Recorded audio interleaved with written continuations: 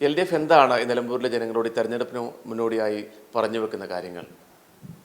ഇവിടെ ഇപ്പോൾ ഒരു ഇടതുപക്ഷ തുടർഭരണത്തിൻ്റെ അന്തരീക്ഷം കേരളത്തിലാകെ വികസനപരമായി വലിയ മാറ്റം ഉണ്ടാക്കിയിട്ടുണ്ട്.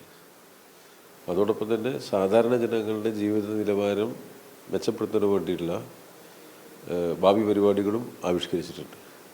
സ്വാഭാവികമായിട്ടും ഇന്നത്തെ ഒരു പൊതു അവസ്ഥയിൽ, പ്രത്യേകിച്ച് ഇന്ത്യയുടെ ഒക്കെ ഒരു സാമ്പത്തിക മേഖലയിൽ വലിയ തകർച്ച നേരിട്ടുകൊണ്ടിരിക്കുന്ന ഒരു സന്ദർഭത്തിൽ വളരെ മാതൃകാപരമായ ഒരു ഭരണനിർവഹണം പൂർത്തീകരിച്ച് 5-ാം വർഷത്തിലേക്ക് ഗവൺമെൻറ് പോകുന്ന സന്ദർഭത്തിലാണ് ഈ തിരഞ്ഞെടുപ്പ് നടക്കുന്നത്. വളരെ ശാന്തമായ അന്തരീക്ഷമുണ്ട് കേരളത്തിൽ. ഇത്രയേറെ സമാധാനം പുലരുന്ന ഒരു സംസ്ഥാനം ഇന്ത്യയിൽ വേറൊരിടത്തുമില്ല. ആ നിലയിൽ എല്ലാ വിഭാഗം ജനങ്ങളുടെയും യോജിപ്പും ഐക്യവും സമാധാനവും നിലനിൽക്കുന്ന കേരളത്തിൻ്റെ പൊതുമുന്നേറ്റത്തിന് ഉതകുന്ന തരത്തിൽ വലിയ രാഷ്ട്രീയ മാറ്റങ്ങൾ രൂപപ്പെടുത്തിയെടുക്കുക എന്നുള്ളത് ഇന്നത്തെ കാലത്തിൻ്റെ ഏറ്റവും വലിയ ആവശ്യകതയാണ്. ആ രാഷ്ട്രീയ മാറ്റത്തിന് പ്രധാനപ്പെട്ട ഘടകമാണ് മൂന്നാമത് ഇടതുപക്ഷ ജനാധിപത്യ മുന്നണി ഗവൺമെൻറ് അധികാരത്തിൽ വരിക എന്നത്. അപ്പോൾ അതിൻ്റെ തൊട്ട് മുന്നിലാണ് ഈ തെരഞ്ഞെടുപ്പ്.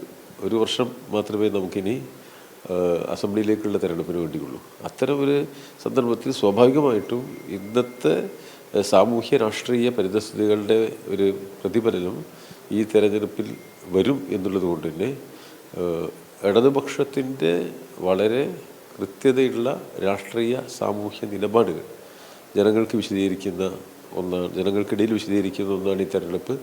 അതോടൊപ്പം നമ്മുടെ രാഷ്ട്രീയമായി ഇടതുപക്ഷത്തെ എതിർക്കുന്നവരുടെ അവരുടെ പ്രതിലോമപരമായ പ്രവർത്തന രീതികൾ, വികസന വിരുദ്ധമായ നിലപാട്, വർഗീയതയ്ക്കും ജാതീയതയ്ക്കും കീഴ്പ്പെടുന്ന നിലപാട്, ആ നിലപാടുകളുടെ ആപത്തും നമുക്ക് ജനങ്ങളുടെ മുന്നിൽ വിശദീകരിക്കാൻ കഴിയും. രാഷ്ട്രീയ നിലപാടുകൾ തന്നെയാണ് ഇവിടെ സംവാദ വിഷയമാവുന്നത്. അതിൽ ഇടതുപക്ഷത്തിൻ്റെ ശരിയായ നിലപാടിനൊപ്പം ജനങ്ങളെ അണിനിരത്തി വിജയമുണ്ടാക്കാനാണ് നമ്മൾ പരിശ്രമിക്കാൻ പോകുന്നത്.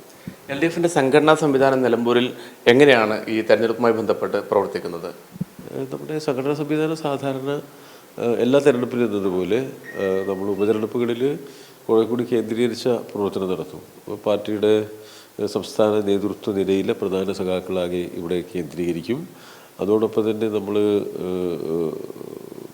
താഴെത്തട്ടിലും നമ്മുടെ തിരഞ്ഞെടുക്കപ്പെട്ട പ്രവർത്തകരുടെ ഒരു സാന്നിധ്യം ഉറപ്പാക്കും. അതോടൊപ്പം ആശയരാഷ്ട്രീയ പ്രചരണത്തിന് ഉതകുന്ന തരത്തിലുള്ള ഒരു രൂപരേഖ തയ്യാറാക്കി ഒരു ഭാഗത്ത് സംഘടനാപരമായ മികവാർന്നൊരു ക്രമീകരണവും വേറൊരിടത്ത് ആശയരാഷ്ട്രീയ പ്രചരണത്തിൻ്റെ കൃത്യതയുള്ള രാഷ്ട്രീയ നിലപാടുകളുടെ പൂർണ്ണത ജനങ്ങളിൽ എത്തിക്കുന്നതിന് വേണ്ടിയുള്ള പ്രവർത്തനവും സംയോജിപ്പിക്കുന്ന തരത്തിലുള്ള ഒരു തെരഞ്ഞെടുപ്പ് പ്രചരണ തന്ത്രമാണ് നമ്മൾ ആവിഷ്കരിച്ചിട്ടുള്ളത്. എല്ലാ സാധാരണ മനുഷ്യരിലേക്കും നമുക്ക് വളരെ വേഗത്തിൽ ചെന്നെത്തണം. എങ്കിൽ മാത്രമേ ആ പ്രവർത്തനത്തെ മുന്നോട്ട് കൊണ്ടുപോകൂ. ആ പ്രവർത്തനമാണ് ഇപ്പോൾ നടക്കുന്നത്.